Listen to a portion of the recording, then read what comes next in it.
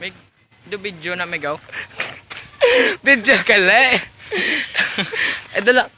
Plano na to sa vlog naton sa SP. Sige. Dalang. I-off na. Ano nagalin naman no bro ang vlog ni. Oo, ma-vlog kami. Yung trama na parte ni sa SP.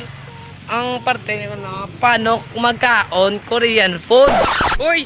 Hindi Korean food! Ginagawa mo. Ang parte dito ay makataong kilos. Uy, may jeep oh. Ano? Hindi ko alam. So guys, gusto niyo ba makita kung ano yung makataong kilos at di makataong kilos? Kung ito yung video na nakuna namin tungkol sa makataong kilos at di makataong kilos. Samahan niyo ako. Ay, may tutulong. Sige, wait lang. Ano problema, tol? Ano problema? Linisin natin ito. Sige. Tulungan natin sila. Makataong kilos yan. Pinakailangan natin tulungan sila eh. Ito mga, ano to eh. Mga dahon na laya, you know. Kailangan natin yan tapon. Sige. Okay na yan? Salamat, pre. Sige.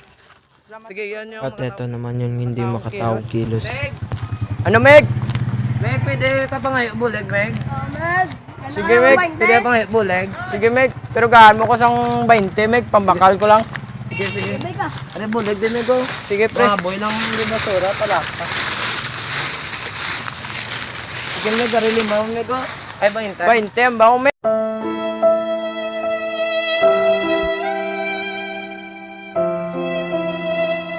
Sige, salamat, Meg, ah.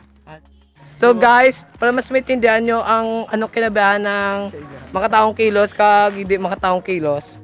Ang makataong kilos ng kusa kag walang hinintay na kapalit. Ang isa naman siya ano, mabalang. Ang di makataong kilos naman ay bastos at may hinintay na kapalit. Kapalit. Na traidor na ang hindi makataong kilos do. Salamat sa pagtanaw, tani malipay kamo pati upod sa Borjo. Uli ko man.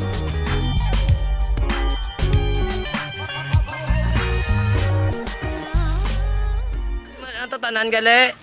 Gago. Meg ka Meg, pa Meg. ubulig. Meg. Ano ka? Uy, ano ka da? Nagtaklas ka? Talon! Ulo! Buligamig, gago. Meg. Naog na. Anong problema? Ay, di po. Meg, dalawang interview ka naman nga. Nano ka to? Taklas eh.